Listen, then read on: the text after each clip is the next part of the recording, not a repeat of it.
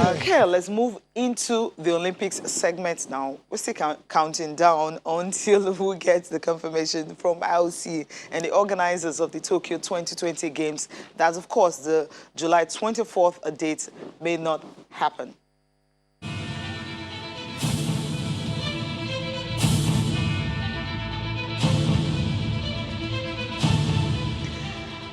Right is 121 days to the Olympics, and of course we know what is actually surrounding it right now. You know, different countries are pulling out of the one of 2020. They said they will be preparing all the athletes for 2021. Athletes cannot train. Qualifiers are being cancelled, and because of that, you know, some countries, even the athletes that have qualified to take part in the Olympics, they said they don't even know what to do anymore. They can't even train anymore. They can go out because most of the countries are on lockdown. France, Italy, Spain, Canada, of course, is following suit. UK is following suit, and the US, in about 70 million people grounded, and this is becoming more difficult by the day. So we're just counting down, but this date may not just happen. It's very unlikely now, very unlikely, Cecilia. And just yesterday, we got the biggest hint yet that the Olympics will be postponed, and that's coming from Dick Pound, who's a veteran member of the International Olympic Committee. And we're going to take a statement now. I'm sure when you see the statement, you don't understand why postponement is looming really, really large. And Dick Pound told US Today. Dick Pound used to be a former, I used to work with WADA as well, too, so yeah, he's been around the block. According to Dick Pound, it says, on the basis of the information the IOC has, postponement has been decided.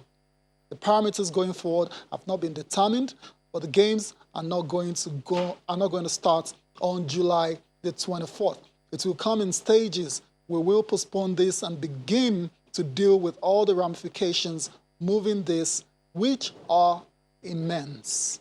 They're immense. I mean, you want to postpone an event like the Olympics, of course, the ramifications will be very immense. And that's why they've been so reluctant in postponing it, giving it as much time as possible for the virus to be contained, for the situation to be resolved. But it's not looking that way, and that's why they have started to think about perhaps moving it to another date. Absolutely, because from what all indication, it's not looking good. And if you check, most sporting events are looking at June to start. And even the ones that were talking about April before are now saying, look, April is not sacrosanct anymore. I mean, they can't do it in April. So they're looking at June. If June is what most sporting calendar saying. So it simply means the Olympics is July 24th. I think that's why the IOC have been saying, look, they still have time. They have time. They have until like 4 months to the Olympics. That's what they were saying. So after the first 4 weeks, they're looking at, 1 month, then they can make a decision because they're thinking by May or even by May, maybe the pandemic, will be totally defeated. Because if you still have cases in some countries where they still have the virus, it's difficult, for anyone to really go ahead with it. We'll be talking with Yomi Omongbeja, Athletics Africa editor. He'll be joining us this morning. He writes athletics, and we know what athletics actually said recently. Sebastian Coe, talking about the fact that postponement is the only thing they can do this time around. Yomi, good morning. It's good to have you join us this morning. Good morning, Cecilia. And it's good to have. It's good to join you too. Sorry, we're all working from home, so it's a bit. Yeah, I know it's easier for you guys because you're a writer and all that. But then you're in Nigeria some time ago and everything. Let's just start up with the Olympics. I mean, there's so much surrounding it right now. Everyone has been calling for the postponement, but no cancellation is in the card because of the money that have been put into it. What's your own view concerning this? Well, the IOC has been a bit stubborn, but then that's the standard procedure for the International Olympic Committee. Because if you recall, during the Munich massacre in 1972, the game still continued. So that's one. And then, so traditionally, IOC has always been reluctant to stop the games. But also, I think the main thing this particular one is that the commercial agreement they signed with the host city, kind of anybody who cancels that is liable to damages in billions of dollars. And so it's a game of chicken between the IOC and the local organizing committee to see who blinks first and who cancels this. Because I think there's a particular clause in that agreement that doesn't really cover this kind of coronavirus that nobody was preparing for. So that's one. But then in the interest of the athletes, I think the fact that the countries had now pulling out might actually force the hand of the Japanese Olympic organizing committee to do the needful. Okay. All right, Yomi. One of the sports, one of the first sports actually to come out to tell the IOC to postpone the summer games is track and field. Lord Cole yesterday wrote a letter to the IOC saying it's not feasible to host the games in July. Are you surprised that track and field is taking is in the forefront of this postponement? No, not at all. If you recall, the track and field have been more proactive from the start. I think about 6 months ago, they actually started working on postponing the World Athletics, World Indoor Championship that we should have aired this month in China. And also the World Half Marathon Championship in Poland should have been this month as well, had been cancelled as well. So they actually had worked on the fact of postponing the event to 2021 in the first instance. And if you look at how track and field works, you might see the athletes running 100 meters in under 10 seconds. But the training that goes into that is like 3 to 6 months preparation. So if you see the athletes have been home for a couple of weeks now, and the Olympics is going to be in 3 months. So it's not only for them to show up at the Olympics, it's how prepared are they for the Olympics. You know, they're not training, they're not in full position, because most athletes actually gear their training to peak at a particular time. So if they're not training towards that, it's as well as just showing up at the Olympic as spectators. So for track and field, it's going to be very difficult for the athletes, especially the top athletes, to show up in the Olympics in the first place. So that's one. And also, you look at the fact that the athletes and the countries that are going to Olympic are also going with their families, whereas we have all this social distancing now. So maybe the coach of the athletes or the manager is in a different country and they're not even communicating. So it's been a very painful time for athletes to train, to prepare. So there was no way the Olympics can hold in 3-4 months. All right, Yomi. So I want to ask how the impact of this uncertainty, how has it affected you personally, as a writer of track and field? Well, we have to be creative now in other sense. I mean, there's a lot of things we can do now because the athletes are home, so they have more time on their hands to actually talk to the journalists. But in terms of all the plans for this year, it's been a mess up. For instance, I normally plan the athletic calendar for the team about 7-8 months earlier. So we do all the bookings so that we can take advantage of the cheaper flights and all that. So you see, we have a lot of competition this year. And all these competitions have been cancelled one after the other. And then the rest of the ones, you're not sure if they're going to hold at all. So in terms of cost, it's been a lot of waste for us. We've lost a lot of money in terms of accommodations and all the things we booked that we're now struggling to cancel and to get, rebooked. And we can't even rebook some of the things yet because we're not even sure of Yomi? All right, kindly hold your thoughts there. We need to go on a break. When we come back, we'll continue our conversation.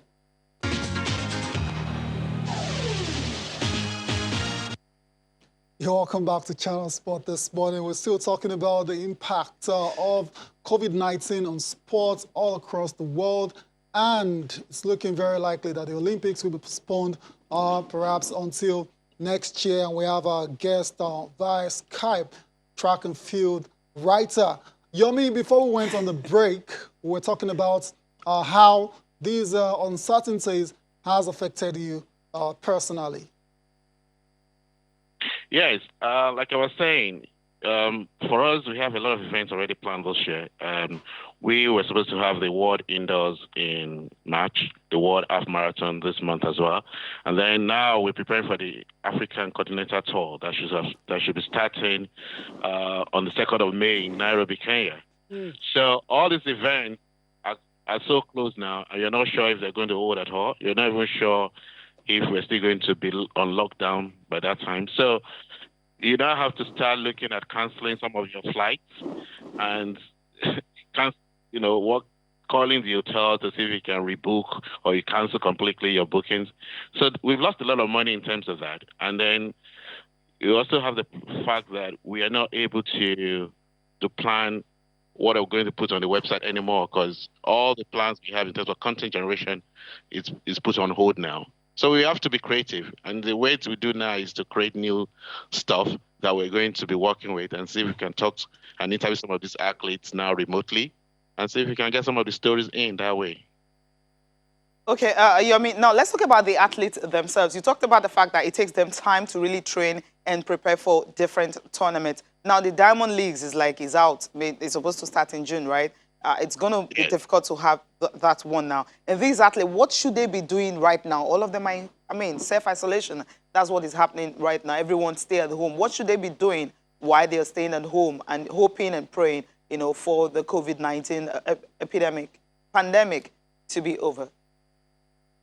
Well, I think the first thing and foremost is to actually stay alive, stay at home, stay healthy, because at the end of this whole thing, we want to all emerge there ill and healthy. Right. So that's the first thing for the athletes. And also, most of them have families they have to think about. So sports in that scenario actually takes a background seat, right? So that's it. And if you understand the criticism from the athletes and the worries for the athletes, Dina Shasmi, the world 200 meters champion, they said the IOC idea of waiting for 4 weeks seems too long because now they want the decision now so that they can plan. So for the athletes, if you're not sure you're actually going to be competing at the Olympics, what's the point in training now? And if you're training to peak in July for the Olympics, and the Olympics has now been postponed to December, so your whole training pattern is all altered then. So you have to kind of restart. And don't forget also, next year is a loaded year already. There's World Athletics Championship in the USA next year. So how are we going to do Olympics and the World Championship in the same year? So that's a lot of concentration for the athletes. This uncertainty is not good for anyone. So that's why I think Canada and Australia has taken that move to force the IOC to make a decision now in the interest of the athletes. Now, you just mentioned that even next year is filled up, so it's going to be difficult for us to even have it next year. I mean, what are you insinuating? Cancellation or something? No, cancellation would not work because a lot of money has been put into this. Absolutely. And that would be there'll be a lot of litigation, and it's going to be very difficult for the IOC to take that decision. That's one.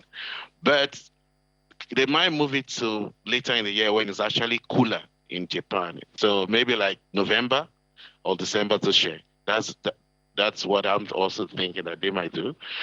Other alternative would be to put it into early 2022. So, but then if they decide to have it in 2021, then they probably will bring it forward to maybe the early summer, and that will also clash with a lot of events in other sports like the Europe. I think European Championship, yes, especially football and other events. They're having their championship at that time. Even the rugby World Championship is also around that time. So it's quite difficult for the. I don't really envy them. I don't want to be in the position to make that decision right now. So it simply means that 2021 is going to be difficult because of how the calendar is. You have so many sporting activities, and you've actually said that, look, if we have so many sporting activities, simply means it could be in November, December, and even maybe January, February. But look at the football calendar, for instance. I mean, that's when most of the leagues across Europe, really bubbling. Don't you think it's going to affect that? The African Nations Championship, of course, is going to be, early January and February also. Yes, that's what I'm saying. And don't forget that it's the same athletes that are going to compete in all these events. Yes. And also on the African soil, we actually also have the African Championship that was scheduled for July this year in Algiers. So if that one is also moved to next year, then you have that one to add to the list. You have the football events in Africa also to add to the list. Then you have to worry about the World Championship, the Olympics, There's so many competitions, so many things to think about for the athletes. But then I don't envy the organizers because this is a game that has a budget of over $10 billion, over 10 billion pounds.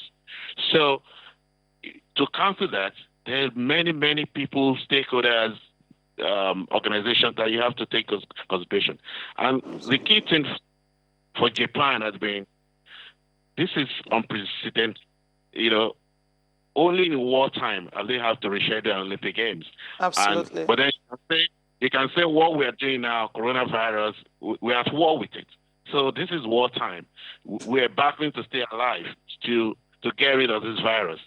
So in a way, I think they're coming to, like your guest said, they're coming to realization now that, okay, we can do this without losing faith. I mean, this is an act of God. It's beyond our powers. It's not that we're incompetent. This just have to make a decision for the good of the whole world. Absolutely. I wouldn't want to be in the shoes of IOC and also Tokyo 2020 organizers right now because it's looking so clumsy and it's going to be difficult for them to make that decision. Thank you so much, Yomi Omojegba, Athletics Africa editor. It's very good to have you this morning and hopefully get to have you more again when we have the actual date and the time for the Olympics. Thank you. Thank you. It's my pleasure. Yeah. Well, it's a difficult one. Everyone is talking about postponement, but then where do you fix it? It's a tough situation to be in, Cecilia. Like I said, I don't want to be in their shoes as well. I see the organizers, and that's why they've given themselves as much time as possible. 1 month, that's what they've given themselves now. But even at that, Dick Pound, 2 days out of the 1 month. Exactly. Today and Monday. And Dick Pound has kind of let the cat out already. That's the only thing. So right now, basically now they're just thinking of how to do it. Yeah. This decision has been made already. It's a shame, but the pandemic has really rained on the parade of the athletes and everyone who's looking forward to the Tokyo Summer Games. Canada was the first country to pull out of the games, and the PM has been explaining why that decision was made.